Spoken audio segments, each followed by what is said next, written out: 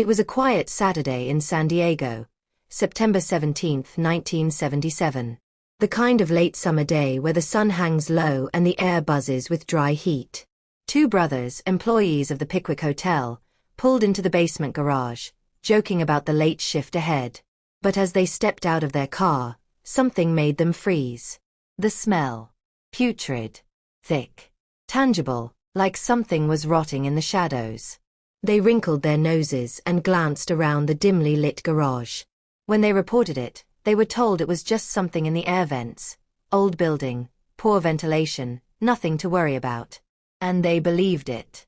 For one more night, anyway. The next day, Sunday, the smell hadn't gone away. In fact, it was worse. Like death had taken up residence somewhere nearby. The brothers couldn't shake the feeling. So they decided to investigate. Their eyes scanned the far corners of the garage, the forgotten spaces where even the janitors rarely tread. That's when they saw it, a dusty blue van, tucked away in the dark. Its tires sagged slightly, the paint faded. It didn't look like it had moved in months. Maybe years.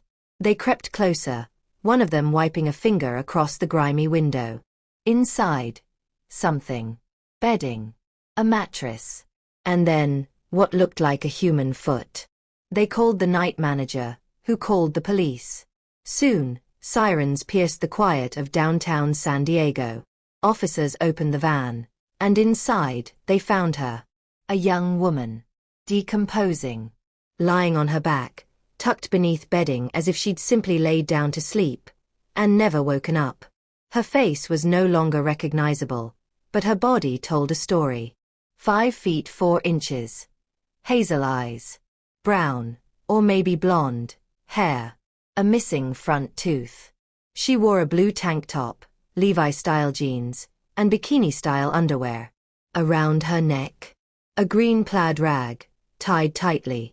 Too tightly. At first, police thought she'd been strangled. But the autopsy was inconclusive. No clear signs of trauma. No overdose. No blood. Nothing. No name. No ID.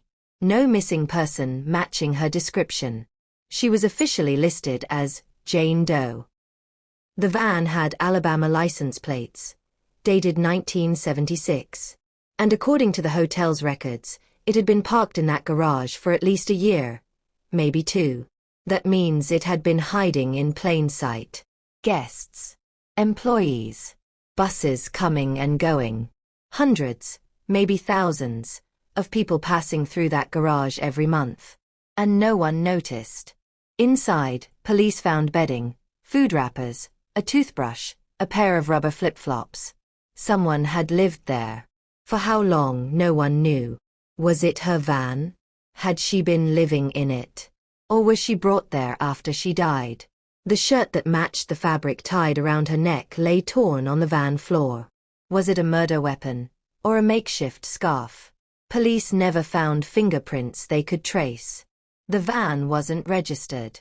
No one at the hotel knew who it belonged to. Whoever left it there simply vanished.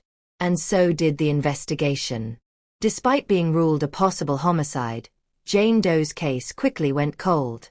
Toxicology tests were ordered. Results never released. Fingerprints, if taken, were never matched. For over 40 years, the case sat in silence.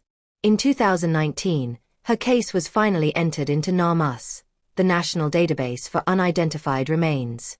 In 2025, the entry was updated by Detective Laurie Adams, a seasoned cold case expert with a reputation for solving the impossible. Still, Jane Doe's identity remains a mystery. No family came forward. No friends ever reported her missing.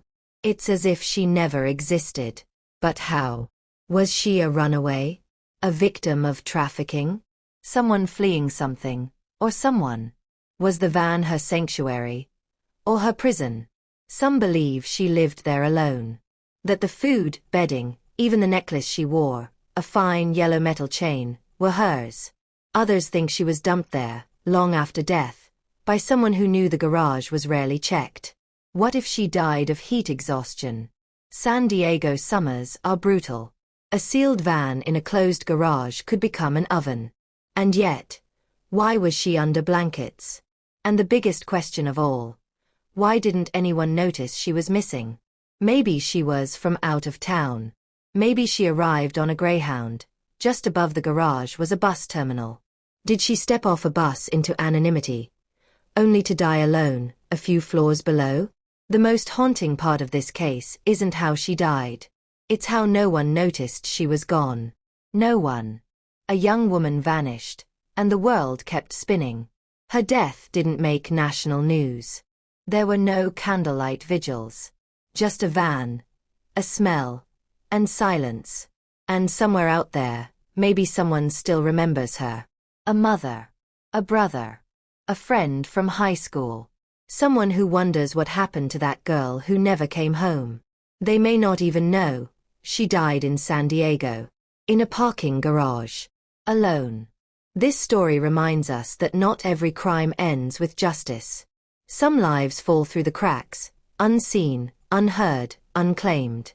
And maybe the worst crime of all is being forgotten.